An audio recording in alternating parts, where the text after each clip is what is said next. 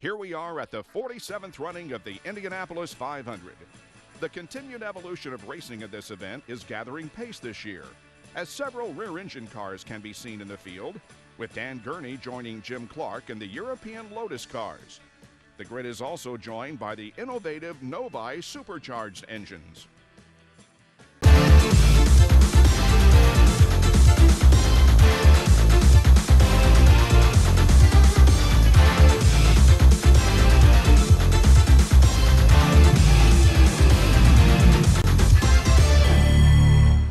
All right, here we are, ready to start the 1963 Indianapolis 500. We are in one of those Novis you heard in the intro that was introduced as one of the new cars.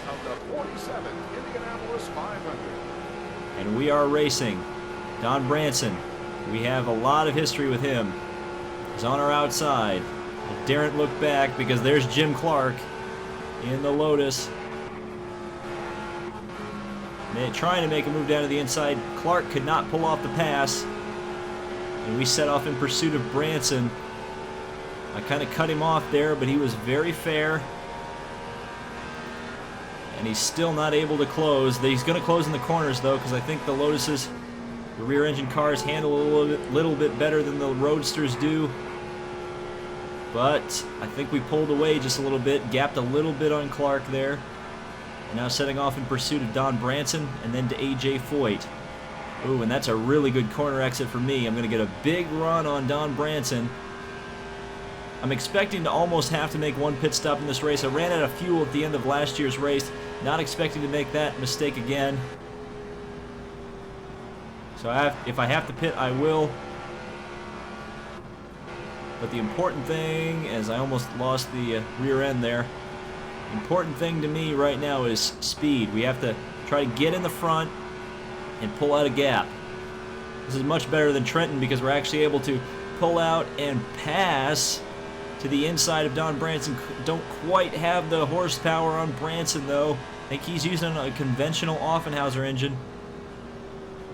It's just, for whatever reason, just a little bit faster on the straightaway than my Novi, but we're going to be able to pass him in the short chute.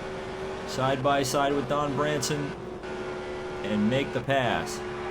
So out of turn 4, now we set off in pursuit of AJ Foyt, the pole sitter, by just a little bit over me. I mean, it was 0.06 of a second separated myself and AJ Foyt over 4 laps. And had I not screwed up on lap number 4, or lap number 3, excuse me, I think I would have had the pole quite easily. But oh well, that's water under the bridge now. We have to set off in pursuit of Foyt. I slid the car just a little bit there in turn 2. It's going to allow Branson to come up behind me. He's going to get that slipstream. Obviously, we noticed on the last lap that he's a little bit faster here on the straightaway. He's going to pull out, try to make that move down to the inside. He's going to hold steady there. Almost make contact. Oh, God almighty. I think that was English. That was the English of David trying not to get wrecked at the Indianapolis 500 early on. We're coming back to the inside of Don Branson. Side by side once again. All the way down the straightaway. He's going to have the legs into turn 1. Thankfully I didn't try to pull the DW12 move there and try to pass him back too eagerly there. So I'm going to have to... It looks like my car's actually handling a little bit better than everybody else's, which is interesting. It's not something I really expected. Jim Clark's still hanging in back there in that green Lotus. Just kind of menacing everybody. Or menacing the front 3 of us in the Roadsters.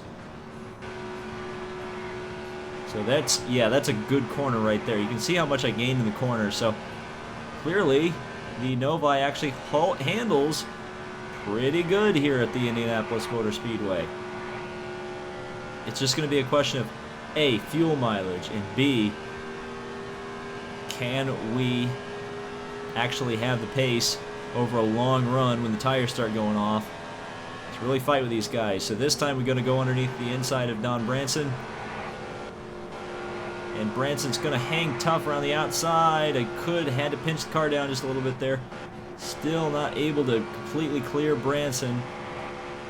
It's amazing. It seems like he gains more grip when I get alongside of him, and I can't make the pass. Clark is still back there, but looks like, at the moment anyway, is going to be a non-factor. Parnelli Jones has moved all the way up into 5th place. So Parnelli, once again, one of the faster guys. He was pretty much unbeatable the last Indy 500 in 1962. He stormed up the field after actually colliding with a lap car just in front of me. And just speaking of just in front of me, Don Branson is just being a pain right now. I really wish I hadn't slid the car. If I could just break the draft of Branson, I think I'd be good once I get around him. But right now, it's not quite working out the way I want to with Don Branson. But again, it's a long race. It's more important to be there at the end, as I almost completely not reap what I sow there. As we get a big draft off of Branson, just going to hold station behind him. There's really just nowhere to pull out and make that pass as I lift off into turn 3. I'm doing it in this game too. And used a little bit of that apron to help the car turn. I think I can get this run off of turn 4. He's going to slice down in front of me. I'm going to get a little bit loose underneath. And still just can't get under Don Branson, but we are absolutely hounding him right now. Just absolutely becoming Don Branson's shadow. Now into turn 1. Down on the flat again. Boy, we are significantly faster. Maybe if I I fell back just a little bit there. Maybe by falling back, I cannot be impeded by Don Branson. As Parnelli Jones has moved past Jim Clark, so we're going to have to deal with Jones now too, which is a little bit concerning. But if I fall back a little bit, and maybe I'll be able to run some really fast laps. You can see Branson slid his tires just a little bit there. You noticed a little bit of, or you may have noticed a little bit of a smoke puff there. So he's clearly pushing hard, just like we all are here. We all want to win the Indianapolis 500. This is the big race. And we go down the main straightaway. It's going to take a couple laps to get back to Branson. It's just going to take it to be properly timed to be able for me to get around. I'm going to have to catch him kind of sleeping in the short chute, I think, like I did the last time. That's where it's going to have to happen, because look how much more speed I can carry through the corners. So much more momentum than Branson. As we get in the slipstream once again, I don't think I'm close enough this time by to be able to pull this move off. Very fast, right down next to the white line. A little bit low out of the corner, but not a big deal.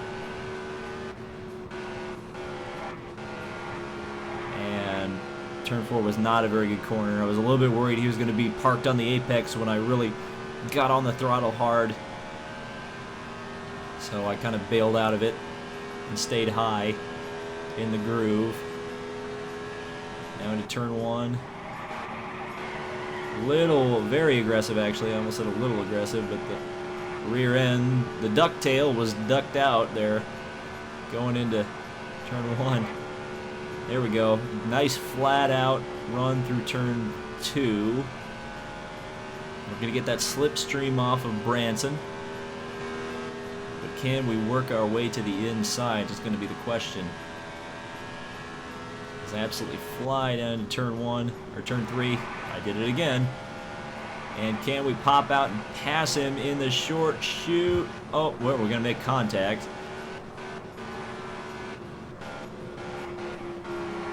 No bumpers in these days, folks. The fact that if you get it too wrong, you're gonna go flying.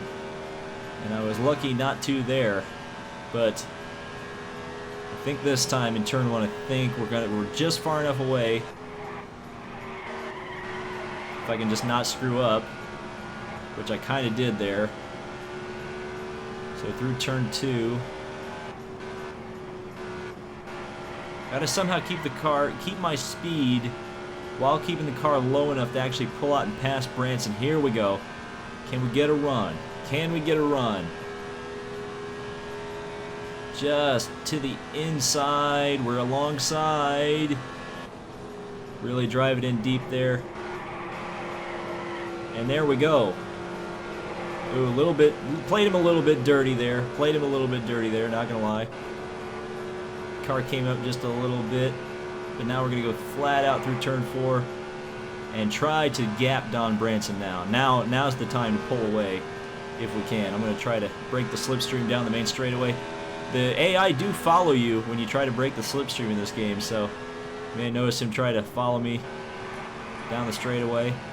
Get a bit of that snake going on that you see so prominently these days in Indianapolis 500 competition. And through turn 2, had to back out of it just a little bit in the middle of the turn to make sure the car was on the straight and narrow. Clark has fallen back to 6th. So he's lost another position in that Lotus. Bobby Unser's actually moving up through the field too. Another Novi powered car. Lots of Novi engines. Clark is in a Lotus Ford, if you haven't been at in this Let's Play, to know what everybody's driving. So Offenhauser power for Foyt, Novi for me, Offie for Offenhauser for Branson. And then it's an Offenhauser with Parnelli, and then Novi power for Unser running in 5th, and Ford power for Clark in 6th. There's 2 Fords in the race. In addition to Jim Clark, there's Dan Gurney. So 2 Fords. I think about 4 Novis. Myself, Jim Hurtubise, Bobby Unser, and another driver. I can't remember exactly who it was. Art Malone. Art Malone's the other one. He kind of qualified on the last day and is kind of well back in the field. The car slid just a little bit through turn 3. Didn't get quite through that corner as I really wanted to. Now we're starting to pull up, starting to catch AJ Foyt just a little bit. He's kind of stretched the lead while I've been stuck behind Branson. Hopefully I didn't kill my tires. It doesn't really look like I did. So, tires are still good. Fuel's still good. Though I'll probably need to make 1 pit stop. I'm kind of expecting to, because I had to make a pit stop last year, and I have 87 more horsepower underneath the hood of this car than I did last year. So generally horsepower means less fuel efficiency. Alright, coming up to the halfway mark of the race, and Foyt is gone. Foyt has pulled away. He's stretched the gap to almost 5 seconds. We're just maintaining our gap over Don Branson. Once again, we need to start talking fuel because we're right on lap 25 right now, which is, when we complete this lap, we'll be exactly halfway. And if you have a look at the fuel tank, which is down just below the rev counter, we are almost exactly halfway on the fuel. So is this car efficient enough on the gas to make it Alexander Rossi style without a pit stop, 50 laps? Is that possible? It's going to be, looking at the fuel gauge, it's going to be remarkably close. Remarkably close. So, and the other question, of course, is going to be, can everybody else make it? Will AJ Foyt be able to make it? He's running an incredibly fast pace. I think everybody here in the front group is running consistent race pace at above 150 miles per hour, which is just insane pace. I mean, it's what we qualified at. I saw my fastest lap was 152.7. That's almost 153 miles an hour. That's 2 miles an hour faster than my fastest lap in qualifying. So just absolutely flying in this race.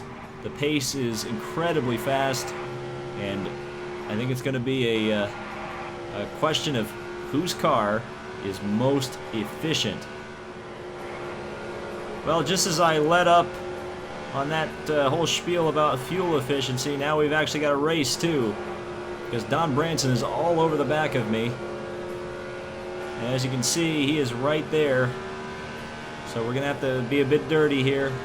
Kind of, as Paul Tracy would say, do the Scott Pruitt fade down halfway down the straightaway.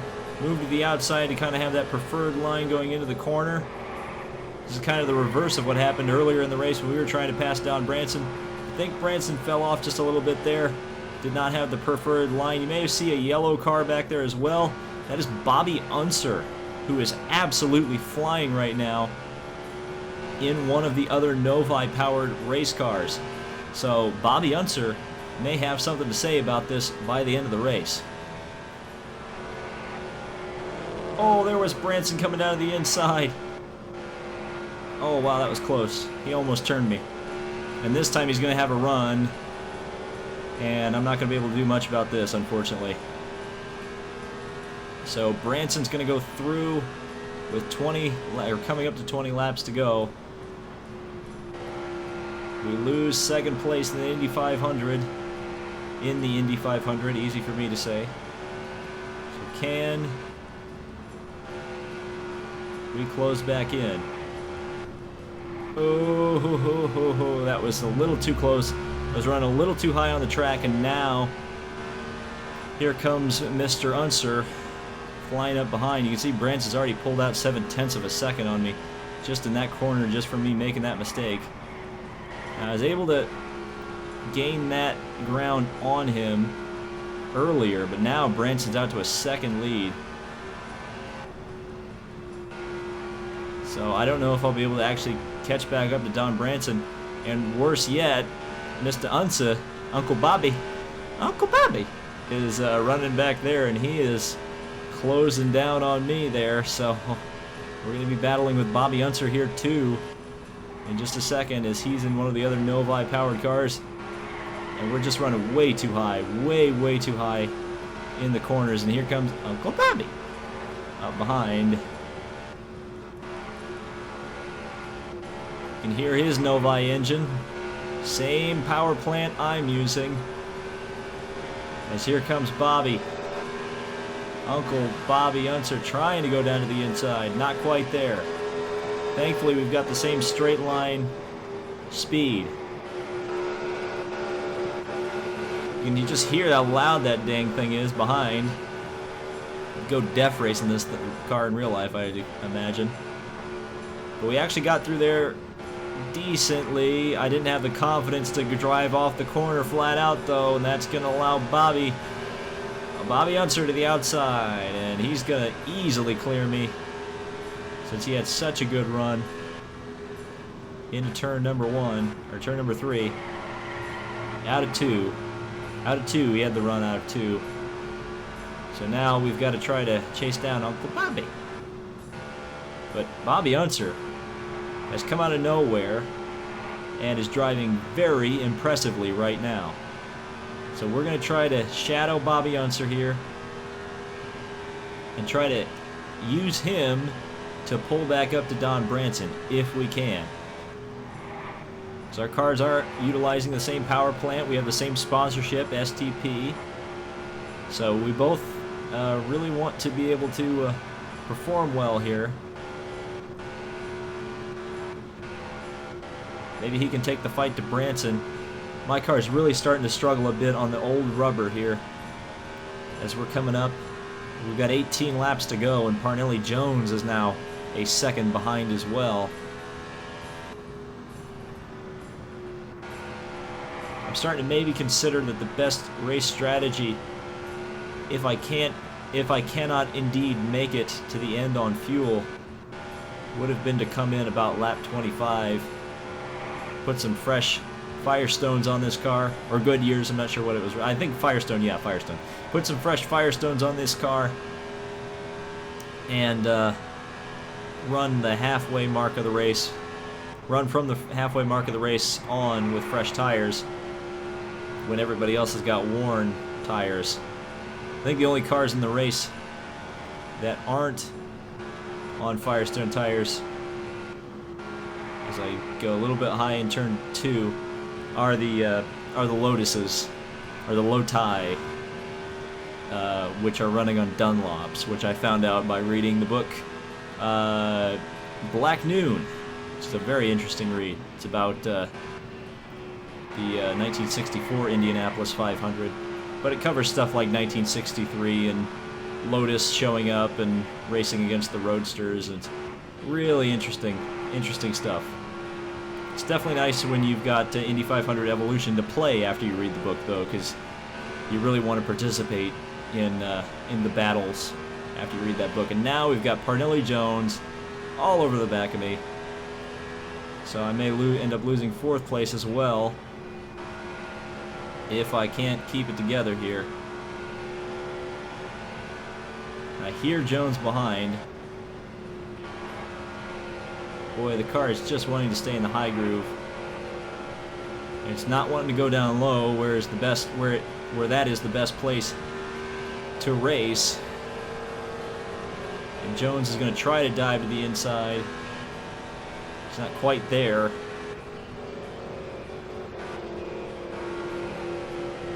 And he certainly wasn't there that time. I didn't see him at all. I heard him. Come on, car. It's just not there, but Jones is there for sure. And actually, Eddie Sachs has moved past Jim Clark as well. And here comes Parnelli down to the inside. I think he's going to get me this time. Yeah, I'm gonna race clean. Got no reason to fight with Jones. I still want to maintain championship points. That's kind of the important thing right now. If it looks like we're not going to indeed compete for the victory, I'd like to at least take some points, but maybe it looks like there's almost some lap cars up there. So that's going to make things interesting, for sure. Oh yeah, definitely lap cars up there. Maybe AJ is getting held up by lap cars, actually, which is allowing Branson to close back in. So it may be a battle between Don Branson and AJ Foyt. Ooh, that was awful close. So I'm gonna really start lifting early on into the corners. I think is going to be my best course of action, just to keep the car low on the exit of the corners, because otherwise the car seems like it really wants to push up into the wall like that. I didn't need to visually show what it's doing. I think my description is just apt. But I'm still losing time to Parnelli Jones. I'm actually losing time to Eddie Sachs now, too, which is a bit annoying. And there is certainly traffic up there. So that is going to play a role in this thing. And a lot of times in Indy 500 Evolution, you may have noticed it at the end of the 1962 season, when lap traffic starts coming into play, the AI get derpy. And they crash. And they crash big when they crash. So it makes you worry about how this thing's going to turn out. As long as we don't get caught up in it, I'm fine with it. But you just never know. And now Eddie Sachs is all over the back of my car. He's within kind of that range that you don't want him to be in, because they know they're going to get a slipstream. When they get 0.2 of a second behind, they're going to make a move, and he almost made a move there. It was a little bit cheeky there. Gave him a little bit of a fade. And then I slid into turn 3. Driving a little bit harder than maybe I should be at this point. Just got to keep the car low in turn 4. That's more than important right now. And there's Sachs trying to make the move. He won the 1961 Indy 500 in this universe. So he's a guy who knows how to win at this track in this game. You can just see my car truck in the front end as Sachs runs right up next to the wall. we're just trying to hold him off at this point. Parnelli's about to come into the lap cars. Sachs looking to the inside, again looking to the inside, not able to pull around. And Sachs again, down to the inside, will protect the position. Ooh, Eddie was all over the rear end of me once again. Parnelli Jones, meanwhile, up ahead, is getting run out of the groove. Oh, boy, howdy. That was close. And now Hurtubise and one of the other Novis is closing in. Well, we got a quarter of a tank to go and 10 laps to do it. So can we pull off a fuel economy run? So I think that's the only way I'm going to take points in this race, unfortunately. Because Hurtubise is closing in 8th place, only up to 8th. Pays points. So it's a bit of a sensitive predicament to be in, for sure.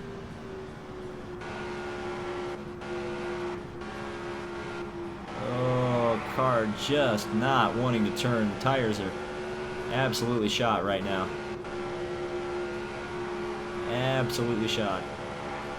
And that means Hurtubise is all over the back of my car. So as we come up to start, 10 laps to go.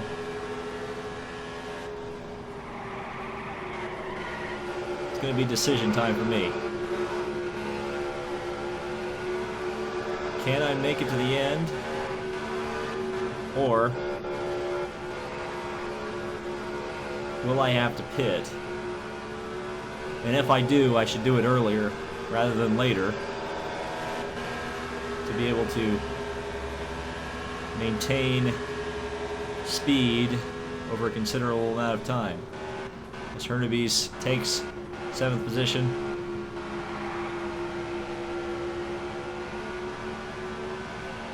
And we're going to just shadow Hurtubise just a little bit.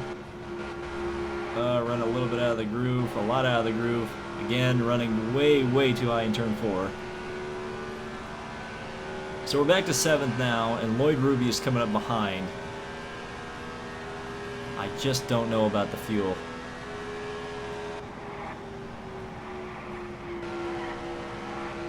If I come in as a safety measure,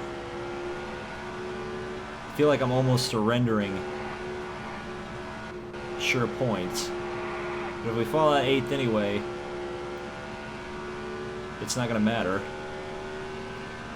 The one thing I could see is everybody having to pit at the end of the race, right at the end, and then me on fresh tires longer than the rest of them, being able to kind of do the undercut, to use the Formula 1 term. That's the only thing I could see coming into my benefit from pitting. Ruby still 8/10 behind. We're finally coming up to these lap cars. I was wondering, we've been coming up, approaching the lap cars for about 10 laps now. Now it's looking more and more like we're actually going to be able to fight with them. And that looks like a rear-engine car. I believe it's Dwayne Carter in one of the Thompson-built rear-engine cars. Mickey Thompson behind that car, and there goes Hurtubise getting the run on the lappers. So he'll pull through. And yeah, I think I'm definitely going to have to pit. So I'm going to do it now, before I get held up by the lap cars. This may be a horrible decision. I may be throwing my race away, or it's all going to work out. One of those two options. But I'm going to bring it off of turn 4 and have 8 laps with good fuel and good tires. Car number 71 makes a pit stop.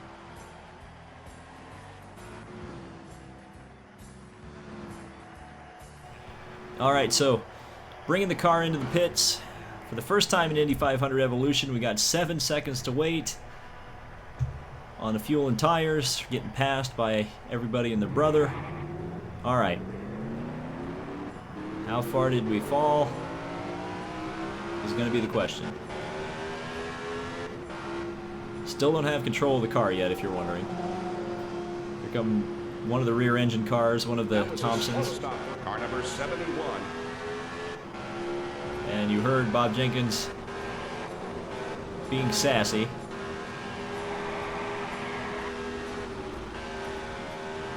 As I almost spin on cold tires coming out of the pits, which is not good. Okay, so Dan Gurney in one of the Lotuses, Lotus cars. How about that? It's just ahead. 7 laps to go. And we're going to see if this decision was a smart one or a stupid one. I'm leaning towards stupid, but we'll see how high I can climb through the field in the last few laps of this race with fresh tires, with good fuel. It's going to be interesting, that's for sure. So here we go. We're 9.8 seconds ahead of Bob Christie, who's the next car in line. As Dan Gurney almost got taken into the wall there by the purple car. I think it's Veith, Bob Veith in that car. Well, I'm driving this car like it's on old tires, and that is not the way to drive it. I had to change my... Uh-oh, here we go. Cars are pitting. So that's Jim Clark in the Lotus. So you would imagine that Dan Gurney might have to pit as well in that Lotus just ahead of us.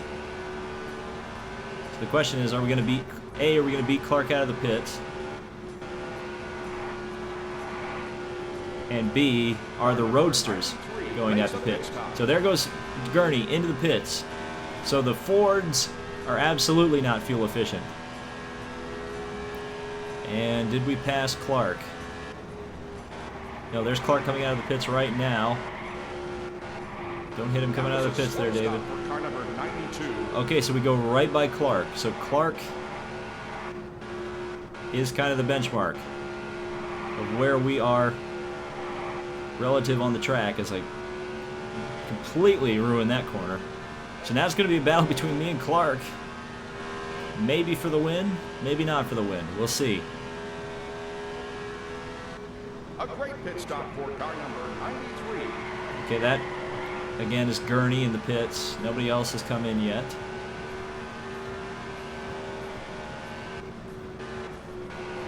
So I try to go underneath Bobby Grimm here. In car number 26, nice purple paint scheme on that car. Big draft off of Bobby Marshman as well. He's driving one of my old Epperly cars. One of the chassis that took me to the national championship in 1961. And we ran here both years in 1961 and 62. As I got very close there to Marshman. It looks like Eddie Johnson really holding this group up quite a bit as we run the Mario Andretti line out of turn 2. And side by side with Johnson, he's going to have a little bit of a run down the straightaway. Marshman's going to move to the inside. I don't want to be 3 wide, particularly going into turn 3. Thank you very much. I sit in turn 3, and I know that that never works. Or rarely works. Unless your name is Thomas Schechter, it doesn't work usually. Alright, so we're going underneath Eddie Johnson. And around Eddie Johnson. So onto the main straightaway. We're up to 17th. Obviously not the best place in the world to be, since we started so well in second. But at least we won't run out of fuel this time. And that would be a good thing. So we're coming up behind Al Miller. I think that's Al Miller. I think that's the name of the driver.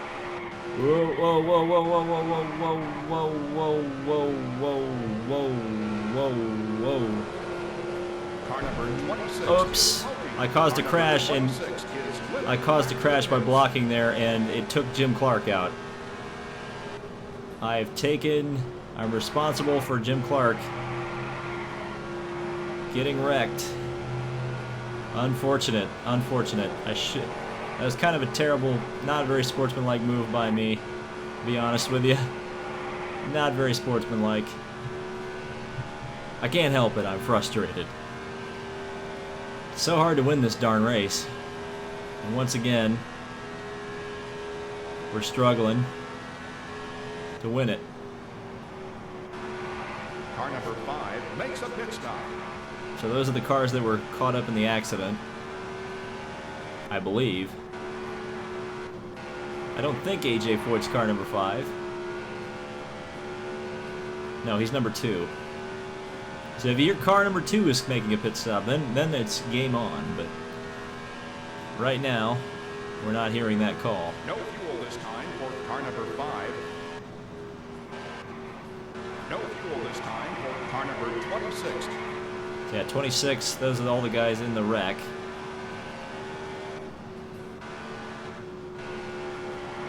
Three to go. Keeping it kind of low there off of 4. That was a slow stop for car number 92. And 92 is Jim Clark, so that's the 3 cars involved in the accident. 2 laps to go. Bobby Unser has moved all the way up to 2nd, past Don Branson. What a fantastic drive from Mr. Bobby. And let's see if we can't take 15th place. It'd be a consolation prize, but a prize nonetheless. If we can make up 2 seconds on Al Miller here at the end of the race. Foyt is probably already on the last lap. It'd be a great victory. His first victory in the Indianapolis 500. In real life, he did it in 1961. But in this universe, looks like he's set to take his first 500 victory in 1963. So the reign of AJ Foyt is about to begin as we are closing in on Al Miller here. So we may at least be able to take this consolation prize, making up a few positions, hopefully. So we slid the car there in turn 1 just a little bit and pull the car down right next to the white line, or the yellow line. Now we're going to get behind the rear engine Thompson of Al Miller, pull around him and Paul Goldsmith from that double draft there. In fact, Miller's going to be able to get to the inside of Goldsmith, I think, as well. I'm not about to look back, though, because oh, there we go. Okay, no, Miller tried the high line. That kind of screwed him there. So 15th. Once again, the Indianapolis 500 doesn't turn out the way I'd like it. I wonder if I could have made it on fuel. I'm sure the comment section will yell at me, but I at least finished. So the Indianapolis 500 goes to AJ Foyt. Bobby Unser is in 2nd. Don Branson is in 3rd. Parnelli Jones 4th. And Eddie Sachs 5th. Hurtubise, Ruby, Ward are the cars that scored points. You have to scroll down to page number 2 to see me. And as for the Lotuses, 26th for Dan Gurney, 30th for Jim Clark. The final car, Bobby Grimm, in 33rd position. So, that was the Indianapolis 500. Unfortunately, we didn't get the win after starting so promisingly. I don't know what I'm going to do in 1964. It may be time to switch to the rear engine cars. But until then, there's always Milwaukee, and I've got a undefeated streak at the Milwaukee Mile, and I'd like very much so to keep that streak alive and go for the 1963 National Championship.